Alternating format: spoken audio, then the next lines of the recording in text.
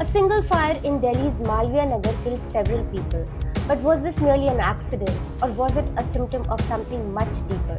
For UPSC aspirants, this is not just a current affairs case. It's a case study that connects urban planning, disaster management, governance, public health, and even the sustainable development goals. Welcome to our Mains Matrix series, where we discuss a current affair article relevant to your UPSC mains examination and also see how you can interlink that with various GS subjects and the topics and subtopics therein.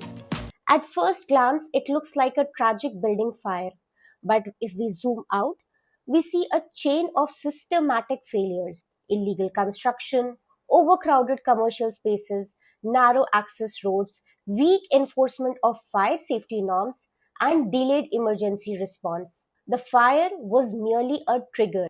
The real disaster was created over years through governance lapses.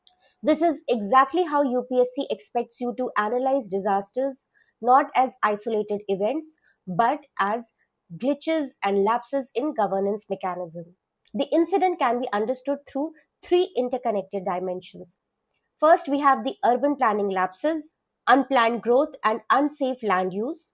Second, we have the governance lapses, which implies poor enforcement of regulations and institutional coordinations. Thirdly, we have the operational failure, meaning delayed emergency response and limited disaster preparedness. These dimensions don't exist separately, they reinforce each other, turning a manageable incident into a major disaster. Now, let's see from GS1 perspective, this highlights India's challenges of rapid urbanization without any correspondence infrastructure. This includes high population density, mixed land use, meaning residential as well as commercial, buildings which are violating the laws, narrow roads restricting fire tenders. Smart cities are not simply about technology. A truly smart city is the one that prioritizes safety, plans development, and resilience. Now comes the governance dimension. India has detailed fire safety laws and building regulation, but the challenge lies in the implementation. You can notice the governance pyramid here. Strong building codes are meaningless without inspection, and inspections fail without enforcement, and enforcement weakens without accountability. Ultimately, governance is not judged by the laws that we make, but by the lives that those very laws protect. Now, from GS3 perspective, this perfectly illustrates the disaster risk reduction approach. Meaning, instead of only reacting after the disasters, cities must focus on prevention in the first place. This includes risk mapping, hazard assessments, regulatory safety audits, emergency preparedness, mock drills, and coordinated response system. The shift has to be from disaster response to disaster risk reduction, and that's the global best practice under the Sendai's framework. Now let's discuss the angle of public health. It is one of the most ignored dimensions. During fires, the survival does not only depend on the firefighters, but also on the emergency medical systems, meaning which includes quick ambulance access, well-equipped trauma centers, burn care facilities, efficient referral systems. See, the urban disaster resilience is impossible without resilient healthcare infrastructure. Disaster management and the health systems go hand in hand. Now, another important lesson is that citizens are the first responders. Before the professional rescue team arrives, it's the neighbors who save lives. And this is why community awareness matters. This includes basic fire safety, emergency evacuation, and especially CPR.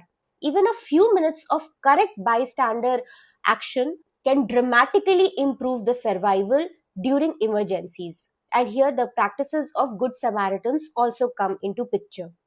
Now, this issue also relates to the Sustainable Development Goals. For example, the SDG 11, which includes sustainable cities and communities, the SDG 3, that is about good health and well being, SDG 13, about climate action and disaster resilience, and SDG 16, which talks about strong institutions. All this shows that how one local disaster can reflect multiple global development priorities. Now, the biggest takeaway is the changing philosophy of disaster management. Earlier, the governments focused on reacting after the disasters. Instead of asking, how do we respond better? We ask, how do we ensure that disasters don't become catastrophes in the first place? Now, that shift is central to the modern disaster governance. So, what's the solution?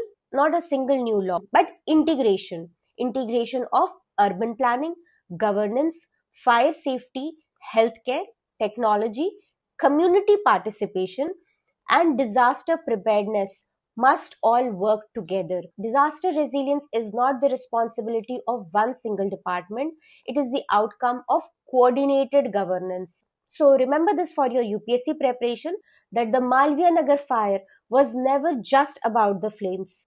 It exposed the consequences of weak planning, poor enforcement, fragile public health systems, and inadequate disaster preparedness. That's exactly how UPSC wants you to think, moving beyond the events to analyze the underlying systems. Now, if you find this mains matrix series useful, do not forget to comment and let us know.